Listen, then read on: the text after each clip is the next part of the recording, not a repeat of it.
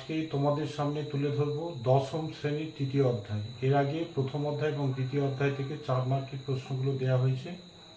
আজকে তৃতীয় অধ্যায় 4 মার্কের প্রশ্নগুলো দেওয়া হবে এবং 8টি অধ্যায় যখন আমার হয়ে যাবে দেয়া চারগুলো, কেন কি 4-এর 6টা লিখতে হবে আর 8-এর 1টা লিখতে হবে। তো 8 অধ্যায় পর্যন্ত আমি ব্রড সবচাইতে শেষে ভিডিওতে প্রকাশ করব।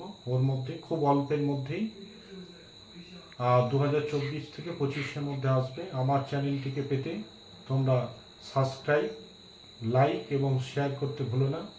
আর এগুলো করো, 100% তোমাদের মাধ্যমিকে আসছে। তো আজকে যে বিষয় সেটা হচ্ছে হিস্ট্রি তৃতীয় অধ্যায়।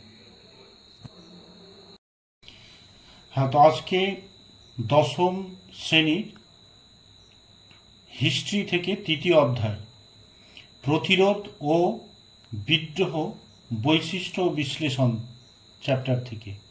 1 নম্বর, উপনিবেশিক অরণ্য আইন প্রবর্তনে ব্রিটিশ সরকারের উদ্দেশ্য কী ছিল?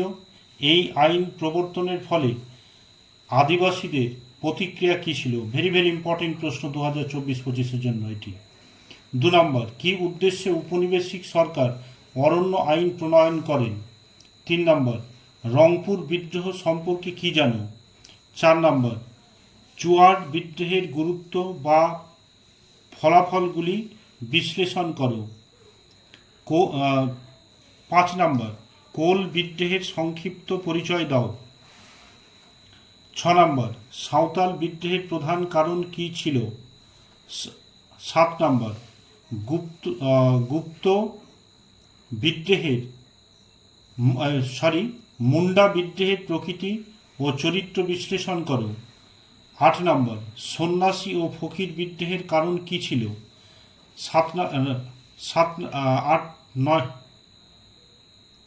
9 নম্বর, বাংলায় ওয়াহাবি আন্দোলনের বিবরণ দাও।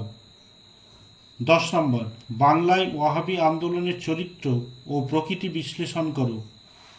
ভেরি ভেরি ইম্পর্টেন্ট আছে এটা। 11 নম্বর, বাংলায় ফরাজি আন্দোলনের বিবরণ দাও। এবং 12 নম্বরে এই যে 19 শতকে বাংলায় নীল বিদ্রোহের প্রধান কারণগুলি কী ছিল, এটা না করলেও হবে। তো ওর চাইতে 2024 এবং 25-এ এই প্রশ্নটা খুব ইম্পর্টেন্টে আছে। নীল বিদ্রোহের শিক্ষিত মধ্যবিত্ত বাঙালি বুদ্ধিজীবীদের কী ভূমিকা ছিল? এইগুলো 4-এর 3 অধ্যায় থেকে করে নাও, 100% আসবে।